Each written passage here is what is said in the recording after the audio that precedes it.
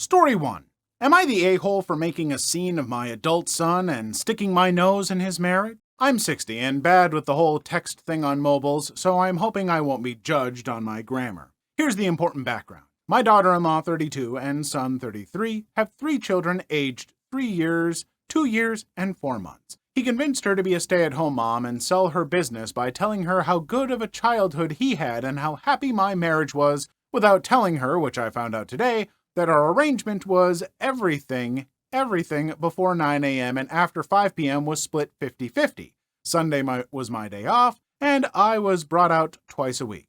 On to the story. On my last visit, I noticed my daughter-in-law was struggling mentally, so my sister, 55 female, and her girlfriend, 53, pooled our money together and paid for a spa weekend for them while we'd babysit the kids for her birthday last weekend.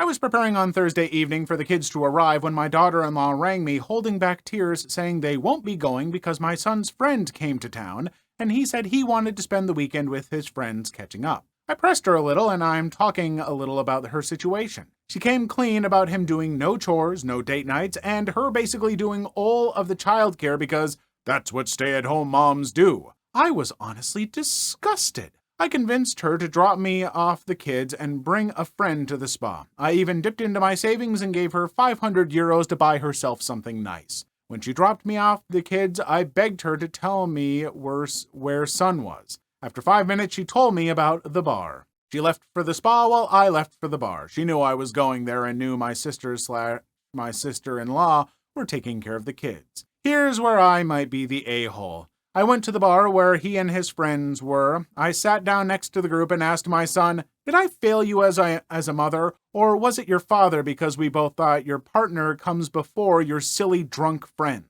The post is getting long enough, but long story short, I humiliated him and got myself banned from a bar. My daughter-in-law says she will take the kids to her parents when she gets back tomorrow, and my son is calling me an a-hole for humiliating him / sticking my nose in his marriage. Maybe I should have stayed out, I don't know. Edit, I just want to say I'm heartbroken, not by any judgment toward me or my parenting skills, but the fact a lot of people are shocked I care about my daughter-in-law's mental health and stood up for her against my son's bad behavior. I just want to say, as a mother, my advice is treat your daughter / son / non-binary in-laws how you'd want your children to be treated. Respect goes a long way. Okay, first off, I absolutely adore this mom, this poster. You're not an a-hole at all, but I am sorry to hear that your son turned out to be quite the a-hole. The fact that he has this whole yep, you're the stay-at-home mom, so you have to do everything, and I get to do whatever I want when I'm not working. Nope, not how that works. Not how it works in a good partnership. And yeah, I don't blame this mom for how this guy turned out either. Might have been the father or other things. Who knows? But this mom sounds like a lovely person. And the fact that she embarrassed her son in front of his friends and stuff, that's the least that should have happened. This guy deserves a little bit of hell rained down upon him. And he got a light sprinkling of heck. That's it. And if he's going to be upset and butthurt about that, oh boy, it doesn't surprise me. Does not surprise me at all. Folks, if you're in a partnership and one of you decides to be a stay-at-home parent, that does not mean that everything in the house falls to you all the time. The kids are your responsibility. Every chore is your responsibility. Every meal. Nope, doesn't work that way. And if folks would like to disagree with me, kindly to get in touch with me instead of leaving a comment. Feel free to write your thoughts out on a piece of paper and then crumple that up and shove it right up your butt. Story 2. My entitled sister wants me to house my niece for free during uni. My niece had to move back in with her mother after the lockdown started. She lost her job and all her classes were online. Her lease was month to month, so she didn't have to worry about breaking her lease. Recently, the schools have reopened and she started attending classes again. Problem is, her apartment, which was walking distance from her university, is now rented. Parking in the area sucks, and it's an hour one way from her mother's house on public transit. I will say now that my niece is also incredibly spoiled and is taking classes for a degree with no practical benefits. By this I mean that it will in no way help her with a career path, nor are they necessary courses for further education. Got a call from my sister asking if my niece could live with me because I live alone in a 2-bedroom house and I'm a 15-minute bus trip away from her uni. I said no for several reasons. I work nights and need to sleep during the day. My niece is a very loud young woman and doesn't understand the concept of an indoor voice. Last time she stayed in the same home as me, I was sleep deprived because of her practically yelling on her phone, and it affected how I did my job, resulting in a write-up. My niece is also a very messy person. I helped with the move out and the memory makes me shudder.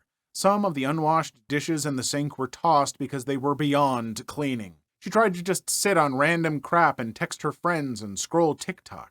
I had to take her phone and lock it in the glove box for the U-Haul we rented to get her butt moving to help. My sister still calls me a bee for doing this. While I may have a 2-bedroom home, the second room is my office/workroom.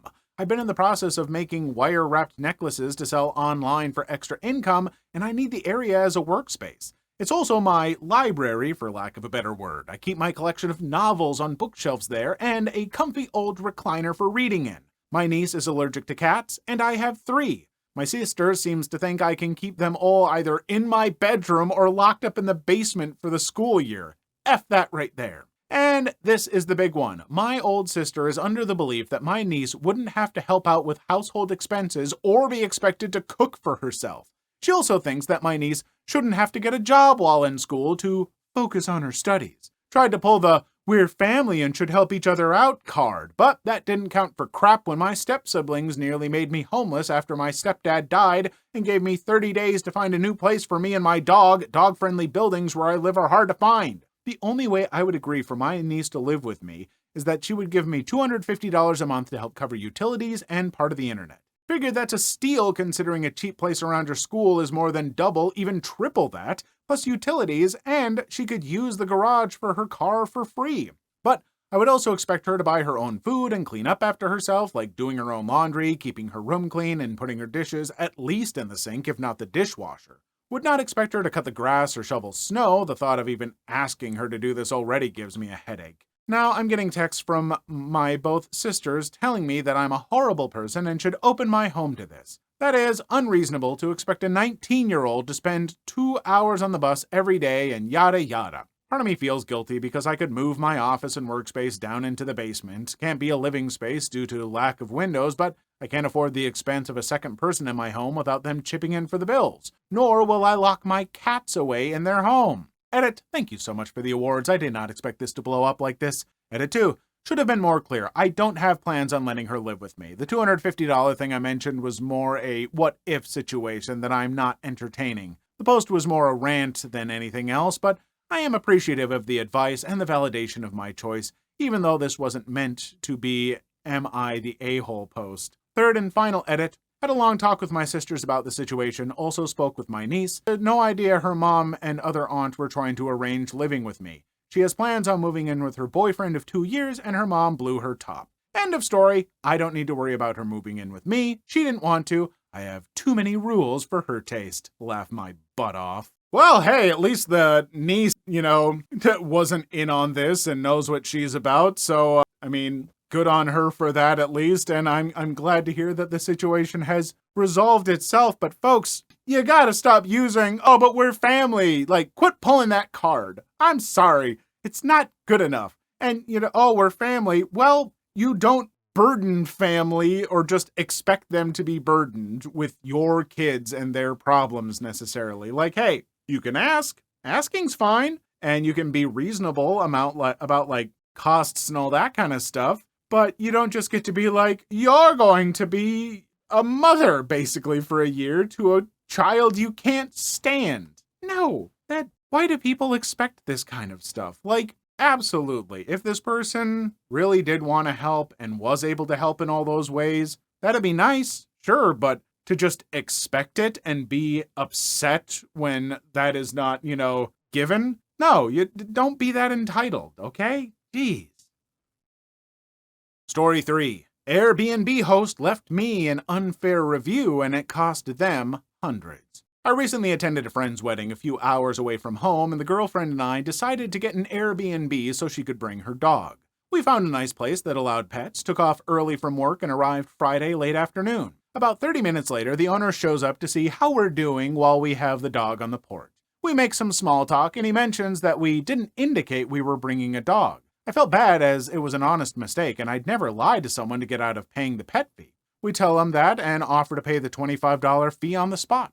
He refuses to take the money and says that he loves dogs and eventually heads out. We don't think too much else about it, but when we leave, we decide to give the place a much more thorough cleaning than was in the instructions. The dog didn't chew any furniture or leave any other damage or mess, at least that we didn't clean up. In our minds, the trip was a success and Airbnb was a great fit. I got the email from them to leave a review, and I left a 5-star review and said the house and the owner were great. But then I saw his review of me in a private message where he blasted me for not telling him that I was bringing a dog, how dogs cost them so much more work, and how we shouldn't leave dogs alone in the house. This didn't sit well with me at all, since I thought we had handled this person to person when he came by on the first day.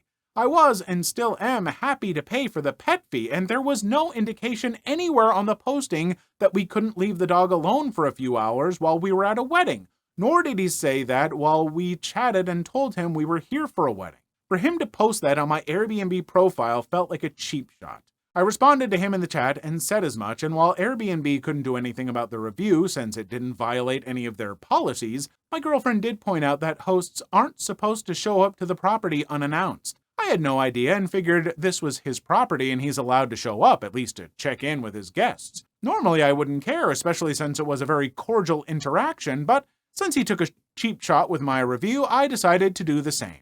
I reached out to Airbnb support to tell them about his unannounced visit, and they forwarded it to their security team. I answered a few questions about the interaction, and they spoke to him. A week or so later, they let me know that he was in violation of their policy, and they refunded me 2/3 day of the stay, which came out to about $200, all because of a bad review. I mean, it sucks that that person lost $200, but yeah, why leave such a negative, crabby review? Like, I guess maybe they didn't, feel comfortable there face-to-face, confronting you, but you literally offered to pay the fee right then and there. They could have been like, oh, thanks, that works out just great, no problem. You gave them the perfect opening. They didn't have to feel like they couldn't do anything and they were backed into a corner. You approached the subject the way that you should have, and then they got all crabby about it and kind of, crapped on your rating a bit. And while I will say, I think there are hotels out there that allow pets that should be okay. And also, I don't know, folks, I mean, this sounds like one of the better Airbnbs, and there were still problems. And most Airbnbs have gotten to be so bad. Just give up on them, folks. I don't know. If you have to, you have to. I get it. But I don't have to worry about a rating when I stay at a hotel. They don't know anything about me. They just know that I gave them money and they go, okay, stay. Rating, it's some real Black Mirror crap, Story 4. I'm sorry, who are you? Context. I've, 20 female, been bullied all my life and have been in recovery for a multitude of things for the past year or so. I go to university in the same city I grew up in, so there's a high chance of me coming across people who went to previous schools or who hurt/bullied. I was well known for being bad-tempered and easy to wind up when I was younger. What happened? I was in the pharmacy waiting to pick up my prescription when someone shouted something at me. I pretended not to hear them, and they shouted again. They ended up getting frustrated and tugging on my arm. I twisted around and immediately recognized who it was. A guy, 20 male, who had bullied me for over 10 years. So rather than get angry, I thought I would mess with him and see what happens. Him. Hi, heard you were in local uni. Me. I'm sorry, but I don't know who you are. Do I know you from somewhere? Immediately, he deflated. It was glorious to see. I had to stop myself from smiling. Him. It's me. His name. From school. Come on, you know me. Me with a confused face acting 100. I'm really sorry, but I don't know you. Did we go swimming together, perhaps? Him. No, I don't think so. I'm really sorry, but I just don't know who you are. I think you should go to the back of the line, sir. I went on my phone and just blocked him out. He looked lost and eventually went to the back of the line. I got my prescription, ignored him, and went to my car and drove off. I literally screamed for joy and also because I was about to break down. It was a wonderful feeling to see him like that and to feel like he had nothing against me, to make him feel like he hadn't had a large effect on my life. I think in some situations, that is probably the best way to deal with some of these people. A lot of bullies just get off on the fact that they're getting a reaction. See them, whatever years later and stuff, and just be like, oh, you were nothing. I don't even remember you. Like, what a beautiful blow to the ego. More so than a physical blow to the face. Like, I think that is a good way to go about things. And maybe even a good lesson for this person to learn. Like, wow, I was just an a-hole and now I'm just being forgotten. The thing. Like, who wants to be nothing? Something that people erase from their minds. Like, that almost gives me a little bit of an existential crisis. Though I say this as someone who puts his face on the internet every single day, desperate for your attention. Please, please recognize me. No, but kind of. Please leave your story in the comments. I would love to make a video on them in the future. Also, don't forget to like and subscribe.